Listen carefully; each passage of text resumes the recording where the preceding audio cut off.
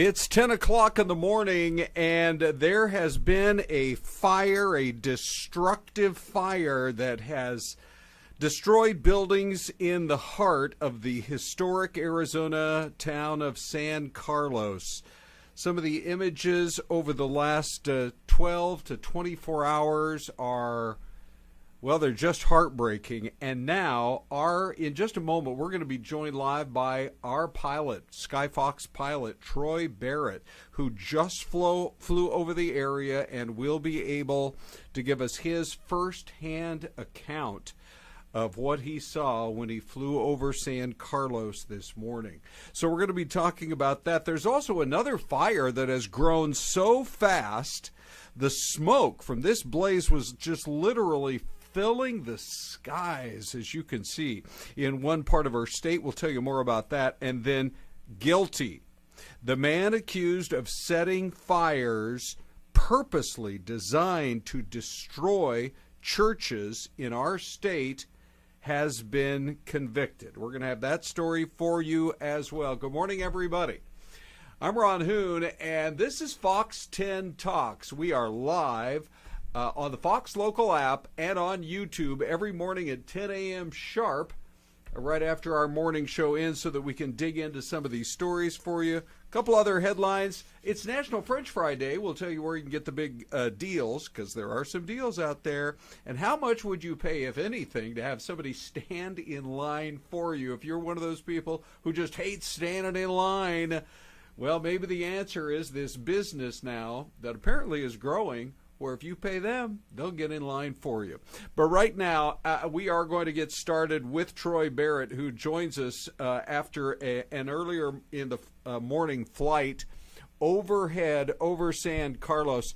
Troy, thanks for spending a couple of minutes with us. When were you out over San Carlos, which, by the way, for people who've not been out there before, just north of the main highway that connects Globe, Miami with Safford and Thatcher. You flew overhead. What can you report to us? Yeah, we were out there. We got there just a little bit before 8 o'clock this morning to kind of see the early morning kind of recovery from what's happening. And I heard you describe this as heartbreaking, and it absolutely is. Looks like to me where the a fire started might have been in an area that was a little bit to the east and north of San Carlos, and the fire ran along the San Carlos River. So the San Carlos River does have a little bit of water in it, but mainly it's full of vegetation, salt cedar and other plants and things like that. And there are plenty of homes that are along the river from Highway 70, which is a little bit, again, to the east and north of San Carlos, and it runs along the whole San Carlos River area. About 2 miles it looks like the burn scar from all the flames that moved through, and there were dozens of homes that were destroyed, and dozens of cars that were destroyed. You could see people that were in the middle of active cleanup this morning.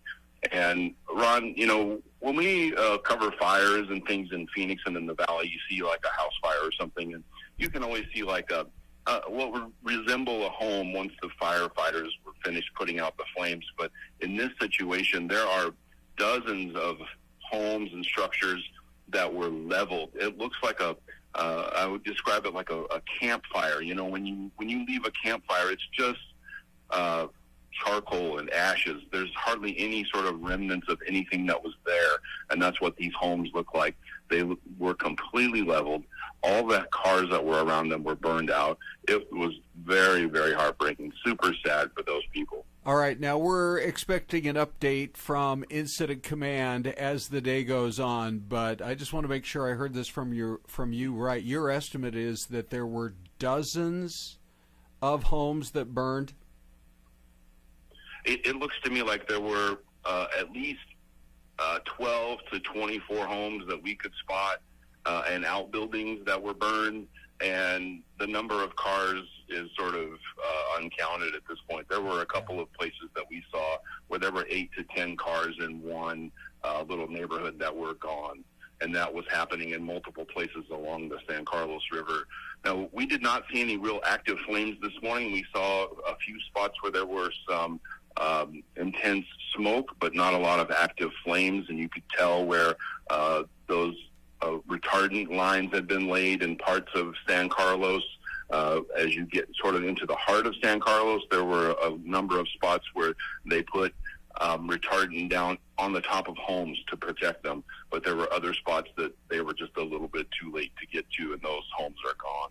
You know, one of the pictures that I saw from, by the way, just excellent work from you guys to get out there fast this morning, get that video back here into the Fox 10 newsroom. But there's a great example of looks like a home that burned, and yet right up against the burn scar is another home that made it. Clearly, firefighters got out there fast. I know they had ladder trucks. I know they wanted to get some aerial assets on it, but at least they were able to get those ladder trucks out there, firefighting units, and a number of homes were saved. Yeah, absolutely.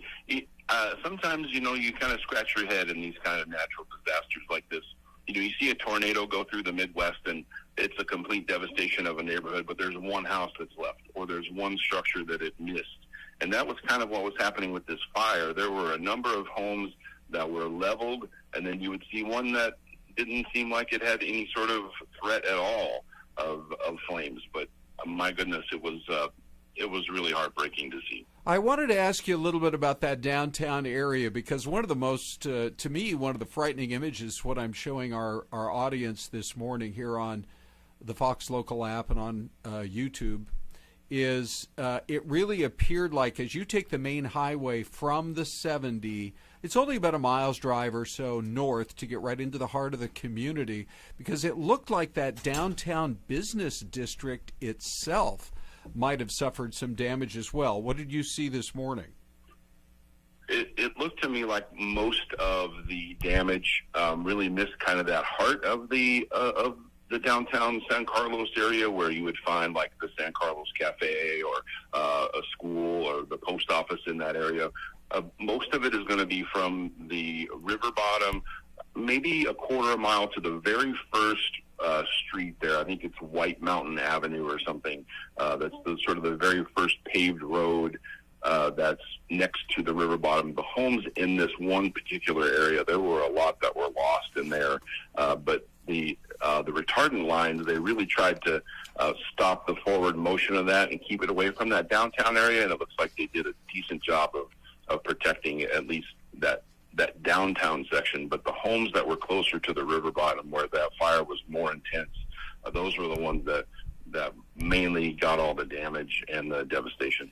And for the most part, just, you know that people are just with the heavy hearts of the loss of their home, but so far the reports we have, and somewhat miraculously, no loss of life. So there is going to be that perspective from the community that it looks like everybody got out of the situation alive. But you were already seeing people kind of going through the rubble of their homes this morning, huh?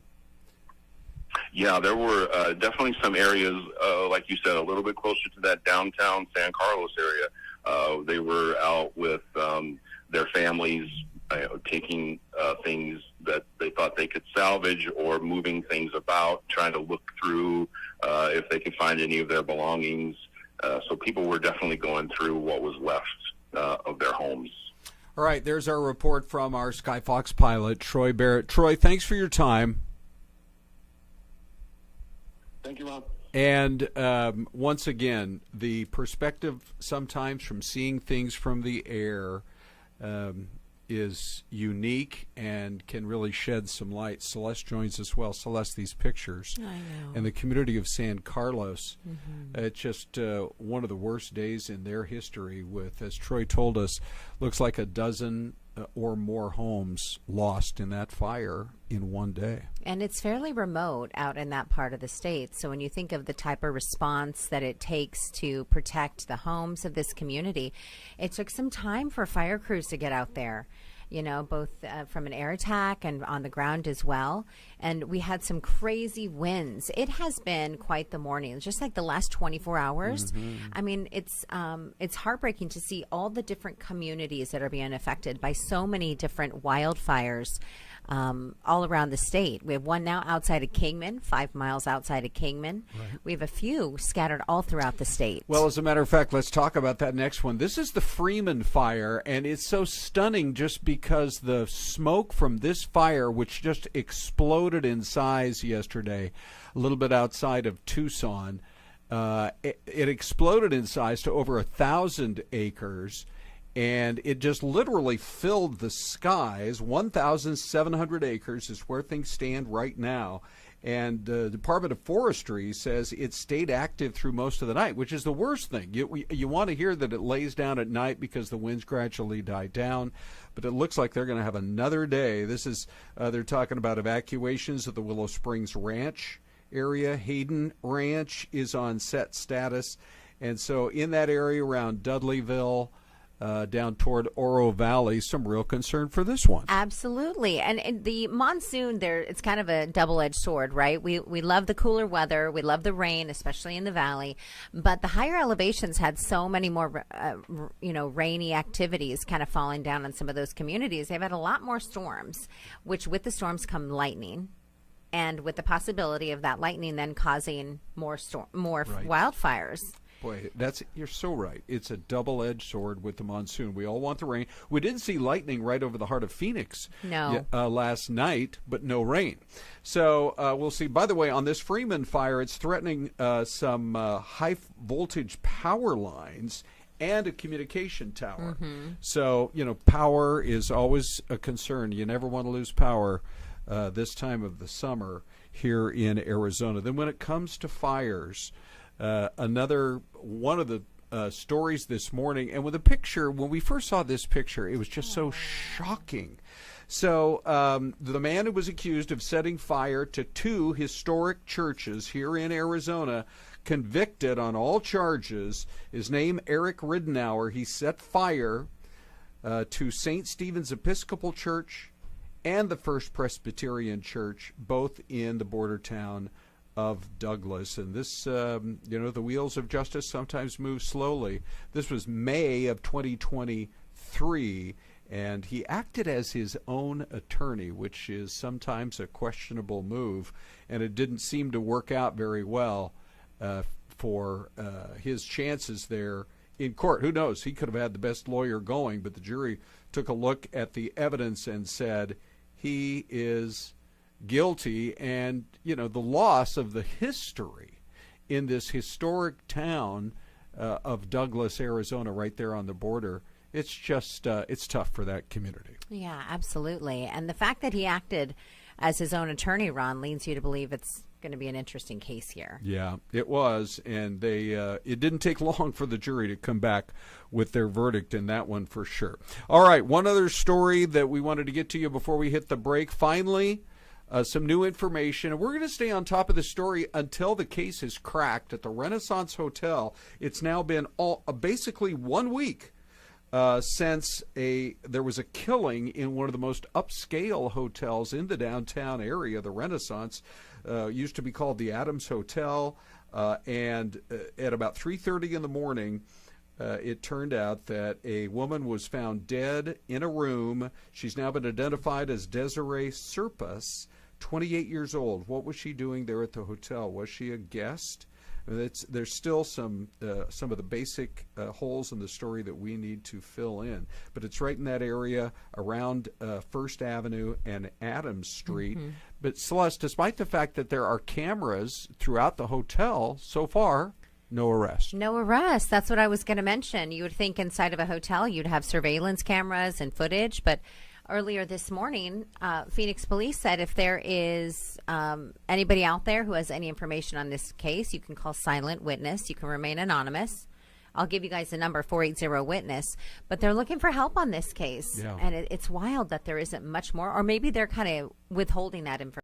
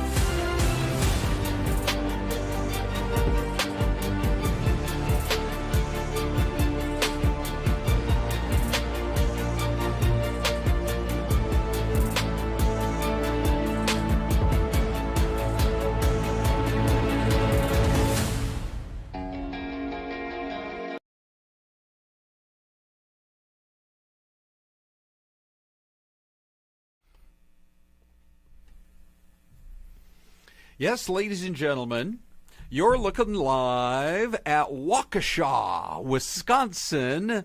I remember driving through that town once on the way over to Green Bay to see a Packers game. Oh, okay. And I said, like I so often do, I wish I had more time, because it did look like a great town to go spend a little bit of time. Home to some of the most famous Native American tribes in our nation's history, the Winnebago and the Potawatomi. Ooh, I wonder if they got any money from the car company that created the Winnebago. The Winnebago, yeah, it's quite possible. Also, the guy who invented the solid body electric guitar, Les Paul, is from there, and now you know why they call Waukesha Guitar Town, USA. Very cool. I bet they have some great guitar shops there. Oh, yes. Maybe they, I bet so, right? build the guitar there in Sure. Waukesha. Yeah. Waukesha made. Yep. All right. So let's talk a little bit about our airport here. We frequently sing the praises of Sky Harbor, and today we really need to, because if you've been to Celeste, just off the top of your head, what Yes. would you say is the worst airport you've been to for airport lines, and you move slowly through the TSA? I'm going to go JFK. And I'm going to go Seattle. Okay. SeaTac. So it's always so quick getting through and they're so friendly Yes. over there at Sky Harbor. And why not be friendly? You're at America's most stress-free airport. That is awesome. When you fly in and out of Sky Harbor.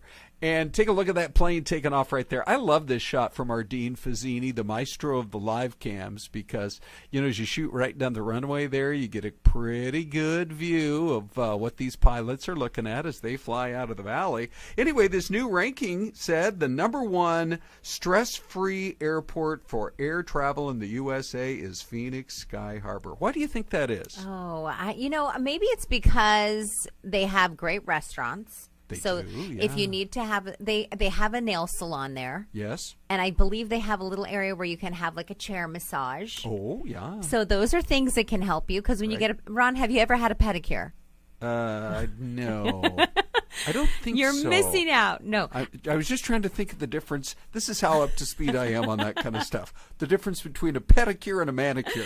So Manis for hands, Okay. petties for feet. Thank you, Celeste. But here's the thing. No matter whether or not you get a mani or pedi, they give you a little hand massage. So maybe there's a Okay. little bit of TLC and self-care that's Correct. happening there. Well, maybe there should just be free automatic hand massages for all passengers. Right at TSA. Yeah, who knows how that would go. Anyway, let's take a look at the rest of the list, by the way, because #2, and this does not shock me because I've also sung the praises of this one, Atlanta's Hartfield-Jackson. Yes. Now, I once got on Google Maps and counted up, call me an air travel nerd, how many gates they have there. And Okay. it's around, which we're a big airport with about almost 100 gates. Okay. They have about 200 gates. Oh, it's double the size. Yes, it's humongous. It's the busiest airport in the world, but they move those planes in and out. It was well designed, and I really love that Atlanta airport. So anyway, they're #2, and then #3 was out of Las Vegas. Let me see. Ooh, really? The Yeah. Vegas airport. Yeah. Stress-free? Yeah, that's I'm got to actually- be more for the incoming people than the outgoing. Absolutely. Because the first thing you hear when you land and the last thing you hear when you take off Yes. is the slot machines that are inside the airport. I was thinking Atlanta because they had a lot of places to shop. So let's say you forgot your loafers, Ron. Oh, yeah, You can right. pick some up at the airport. This Let's- loafer situation, I'm always forgetting loafers. What if you forgot your Spanx? They have a Spanx shop at the Atlanta airport. By the way, now I do not agree with the rest of the list, but #4 is LAX. I'm sorry. I was thinking Salt Lake's airport was going to be stress-free. It's a Yeah. beautiful new airport, and it's just they're friendly there. But anyway, LAX is #4, and the Reagan National is #5. Maybe they looked at like airports that were the busiest around the country, because I think Boise's quite nice too. Oh, well, hey, they have a very new airport. If we're talking about that, what about the Spokane airport? Thank you. Give me a nice airport with about Albuquerque, Sacramento, 20, about 20 gates, and that's the perfect size. All right, so let's get on to our next awesome story here of the French fry. Oh, by the way, that's the stress-free passengers. Jeff Haggerty found that video for us. Look at the guy in the blue hoodie. Right. The guy he's like, I don't even care if you're taking my picture. I'm stress-free because I'm at Sky Harbor. He's like, I just got done with a massage and I'm ready to sleep on the plane. Boy, those mandatory hand massages. All right, so here's our poll question today. Which fast food restaurant on National French Fry Day has the best of all the fries? Look at the love for the In-N-Out burger. This is amazing. Celeste, I had to not put up with, but push through In-N-Out as my choice in the meeting and yesterday. And you prevailed for good reason, Thank Ron. goodness, the America people have agrees. shared, yes. Right. Yeah, the people have voiced their opinion and they agree with the Hooner. So here we have the McDonald's, by the way. That's one of my favorite shots. Dean Vizzini showing us the Mickey D's right there, just south of downtown Phoenix. They're crying. They're crying inside that they didn't win the poll. But they did. They did fairly well. Yeah. They have some of the best French fries around. Yeah, that's for sure. By the way, the rest of the poll looked like this. The Arby's Curly Fries was doing great all morning, still close to 1,000 votes. You can go to fox10phoenix.com/poll. Wendy's. Or use the QR code that you see up on your screen, Ron. We have a lot of very savvy people watching on YouTube right now. So, okay, good luck with your camera, everybody. And the waffle fries at Chick-fil-A. But, it's very interesting. Because we thought we would go ahead and, by the way, that was a quick preview of our next story. Okay, and this is what to make us, this is really correct. Tempting. As if you needed more motivation, here are some of the deals. McDonald's is letting customers get a free medium fry, which is much appreciated. Ooh. Sometimes you're going to see like the small fry, but they say medium. Okay. With a purchase of at least $1. You so might get have yourself to do a it drink. on the app. So maybe get your drink, for the $1, and there you get fries. Expensive, right? BK is offering free French fries of any size today for Royal Perks members. Got to spend $1. Okay. Let's see, what else do we have here? KFC has free secret recipe French fries, but only for their rewards members.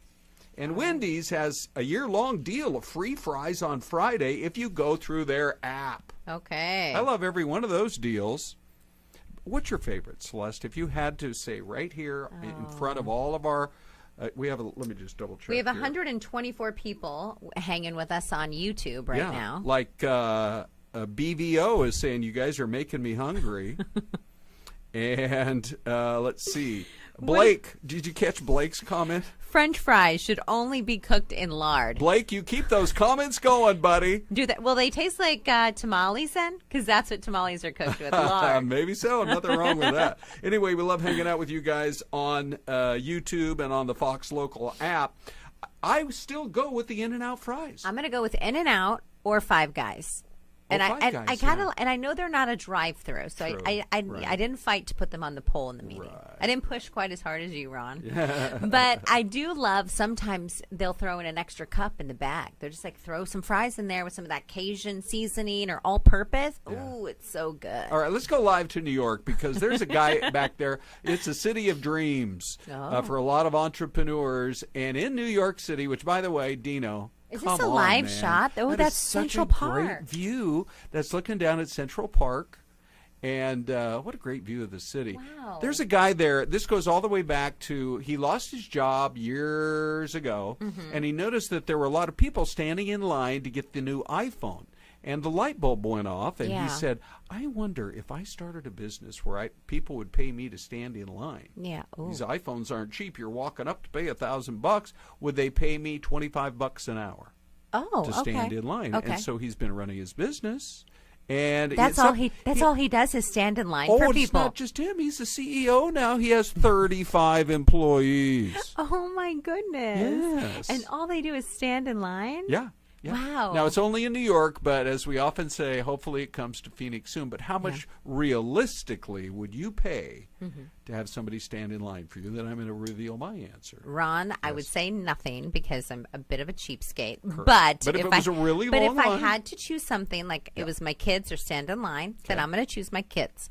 Okay. And they'd be happy to hear that. Well, you could multitask, which you're well known to do. You're like, that line's too long, and I got to go pick up Kiana at soccer practice. Kai, you stand in line. Oh, child labor, Celeste.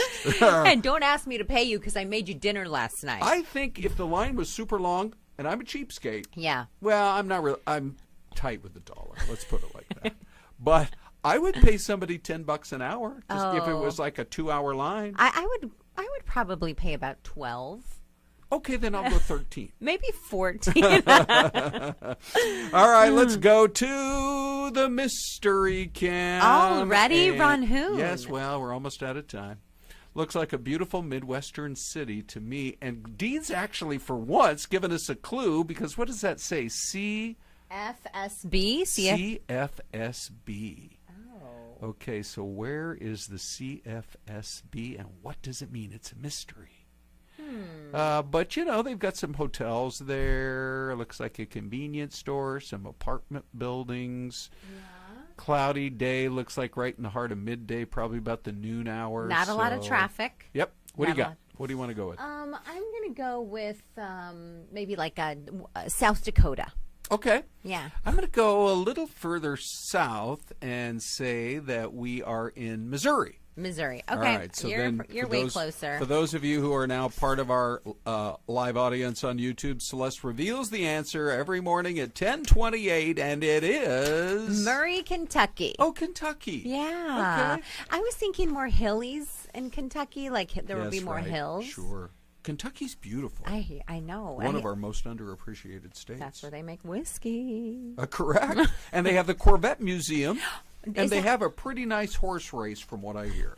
Okay. Right? There's a few ideas. The Kentucky Chamber of Commerce would be happy we shared. For sure. Hey, all right. So our invite to you is to tell all your friends about Fox 10 Talks, or FTT. That's right. As we like to call it. They can find you on Instagram too, Ron. I'm Hooner Fox 10 on Instagram, and you are? Celeste Fox 10 on Instagram. Love it. But you can also communicate with us. Oh, there's the mystery cam right there. You can communicate with us by going to, this is risky, but I'm going to try it here. Get ready, we don't know where these cameras are going. Oh, I don't even. We have here, it's a more button. There. Fox 10 Talks. Celeste, that's button number 14. You can't expect me to memorize 14 buttons. You had to go through all 14 to reach this. Reach out to us. Give us your input, and we will be back on Monday at 10 a.m. Fox 10 Talks at fox.com. Celeste, should we wrap it up?